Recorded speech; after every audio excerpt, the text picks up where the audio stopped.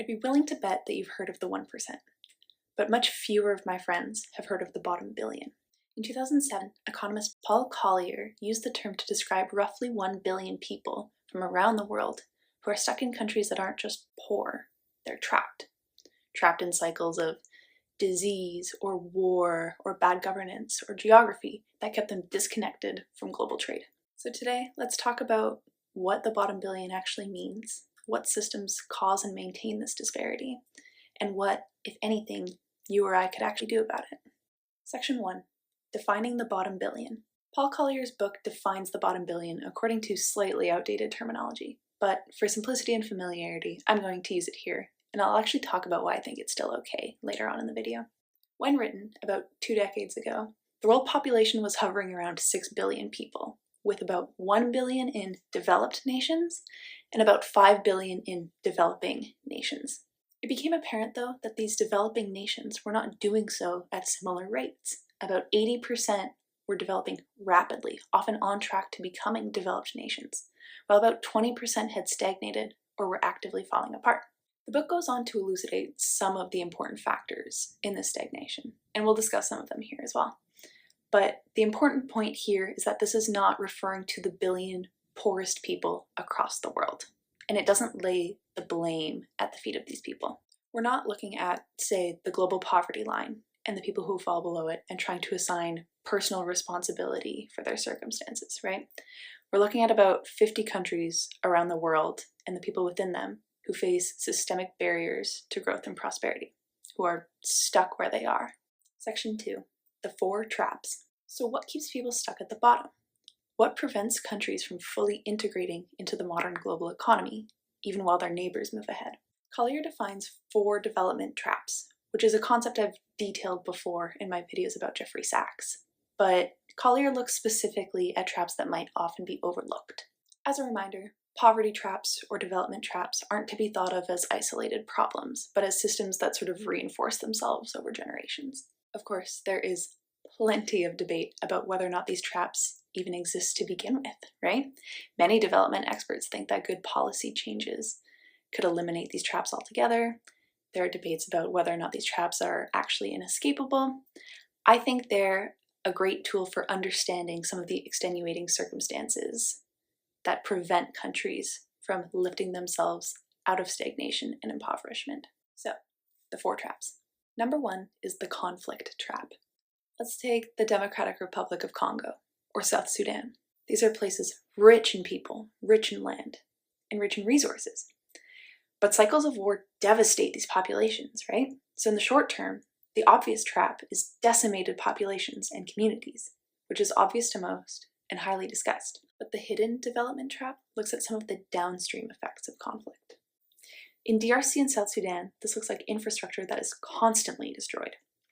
Imagine a rural farmer who finally has a good harvest of cassava. To sell it, she needs to move it to a market in the city.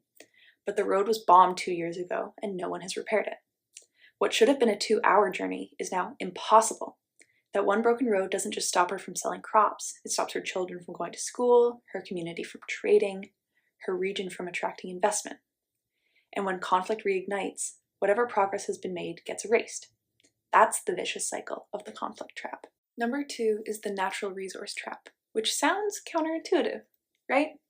How could having plenty of oil or diamonds or minerals or fruit or produce prevent you from joining the modern global economy?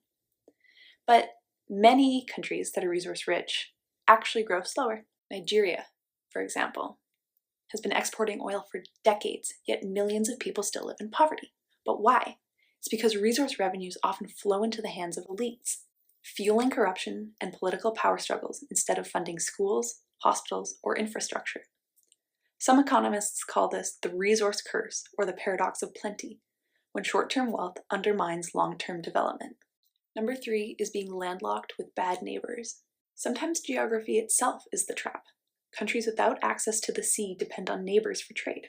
Uganda, for example, relies on Kenyan ports. So when Kenya experiences instability, whether it be political unrest or logistical breakdowns, Uganda's economy suffers, even though it's not their fault. An engineer might call this a system with too many choke points, It's fragile, dependent, and prone to failure. But a country doesn't necessarily need to be completely landlocked to experience these effects. The DRC has a very small coastline. Sudan, similarly, isn't literally landlocked, but its population generally lives quite far away from the coast, meaning its coastline isn't truly open for trade. And number 4 is bad governance in a small country. Some states are just too small to absorb the shocks of bad governance. Sierra Leone, during its civil war, is a good example.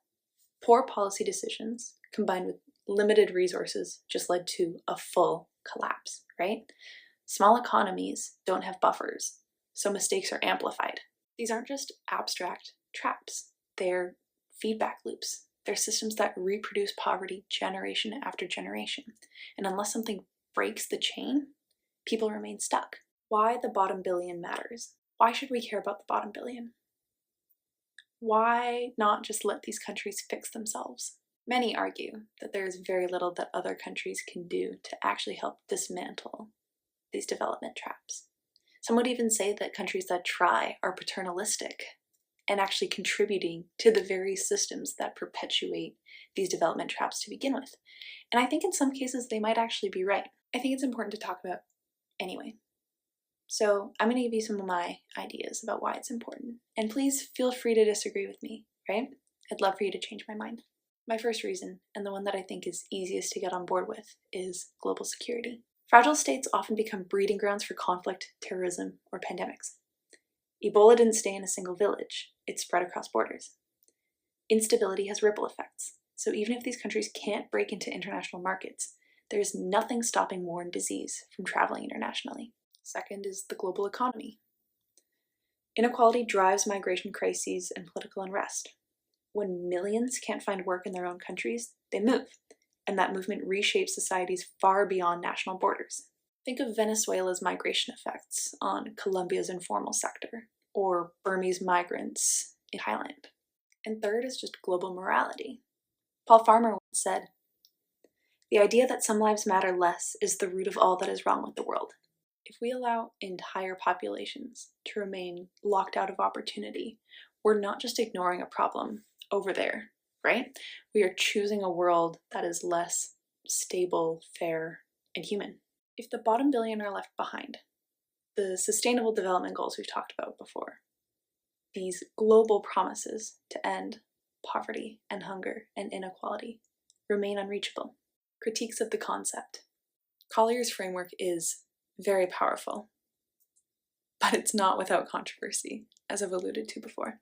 Angus Deaton, a brilliant economist, he wrote The Great Escape, and he argues that Collier oversimplifies. He suggests that poverty isn't just a set of traps waiting for external intervention, but a problem often tied to slow internal progress.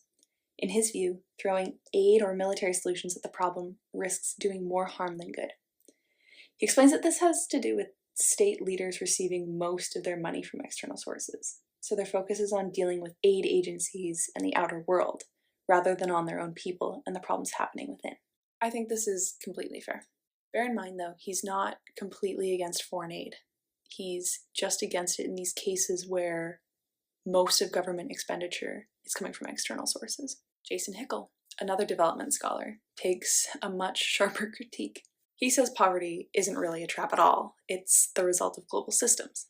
Colonial histories, unfair trade rules, debt obligations, and structural adjustment programs imposed by the IMF and World Bank. All of these shaped why certain countries remain poor. He also has some fantastic books for further reading. I think The Divide would be most relevant here. And then there's the critique of language. Who defines the bottom? Who benefits from labeling countries this way? Development discourse in general is never neutral. To call someone part of the bottom billion is to frame them as part of the problem rather than as an equal partner in building solutions. This term has also been co-opted to mean completely different things. If you see the new bottom billion anywhere, you get a definition that speaks specifically about the poor in middle-income countries, completely excluding low-income countries. In my opinion, I think it's making some similar claims to Collier, and I don't think it actually properly critiques his work. It's just offering up a secondary group of people who also need help. But that'll also be controversial. The point is, language is rarely neutral. but understanding the context is crucial to understanding the definitions we use, and by extension, the related concepts. So humility matters here. Collier offers one lens, but no single framework explains everything, right? Models are all wrong, but some are useful. And I think this one's useful. What can be done? If these traps exist, how do we break them? Collier himself offers a mix of strategies: aid to build infrastructure and human capital, military interventions in extreme cases, like stopping genocide or restoring peace, governance charters that promote transparency, and better trade deals to give poor countries access to global markets. But critics, myself included, will warn against top-down and external in origin fixes, like these examples. I think this view has become more popular in the 2 decades since this book was published, though, so we have to extend some grace here. I believe that the tides start to change with bottom-up solutions that slowly change attitudes and opinions over time, which will be no surprise to anyone that knows me. This, to me, looks like listening to local communities, supporting local governance, and empowering local innovation. We can see this in many real-world examples, right? Rwanda, rebuilding after genocide. They invested heavily in governance reforms and health systems and showed that recovery is possible. Ghana has made many strides in democratic consolidation and has created relative stability in West Africa. And then you have innovations like zipline drones in Rwanda and Ghana, delivering blood and vaccines to remote communities. It's a leapfrog solution that bypasses bad roads and fragile infrastructure. I might actually make a video specifically about zipline. It is a beautiful example of the intersection between global engineering and medtech. Let me know if you want to see that. These examples remind us, though, that progress is possible, even in the hardest conditions. We have to believe that. Being in the bottom billion is not destiny, and it's not about laziness, and it's not about culture. It's about systems that shape opportunity. So the real question isn't who is at the bottom, but why our systems keep producing a bottom. The bottom billion isn't just an economic category. It's a reminder of the fragility of our systems and of the urgency, the moral urgency of inclusion. Even if you genuinely struggle to personally care about people who live across the world who you're never going to meet, we've already shown that poverty and instability anywhere will destabilize prosperity everywhere. So I promised real, actionable takeaways. So here are 3. If you have others, or if this video has sparked any ideas in you, please share them. I would love to read them. My top takeaway would be to read critically. If you're going to read Collier's The Bottom Billion, you should try pairing it with The Great Escape by Deaton. You can even read their responses in article form, right? But make sure that what you're watching or listening to exposes you to multiple different perspectives. It is the simplest and easiest way to expose yourself to things that will help you generate different ideas and different solutions. My second tip would be to focus on systems change rather than quick solutions. When giving or advocating, prioritize policies and charities that strengthen governance, transparency, and health access, not just these quick band-aid fixes. Malaria nets were a low-hanging fruit for global health. They were seen as a quick win, and they've done a lot of good, but they're not without problems and harms. And these solutions are rarely sustainable for long enough to invoke real change. My last tip is just to shift the language. When we talk about the bottom billion, focus less on the label and more on solidarity. Shift the language in your head to help you frame ideas. Keep the labels that are useful for describing the concepts that you're trying to discuss or learn about, but focus less on the language, even if it's antiquated, and more on the concepts. First world, third world, developed, developing nations, global north, global south. Look at these as useful tools to solidify ideas in your head, not as limiters. Keeping in mind the historical context for these terms is hugely beneficial for understanding them, how they're used, why they're used, and the important and specific ideas that they refer to. In summation, the bottom billion isn't just a definition for a subset of the population. It's all these linked ideas about where these people are, what they have in common, and why they have anything in common at all just sewn together. But the real question isn't who makes up the bottom billion, but if we're willing to redesign the systems that keep them there.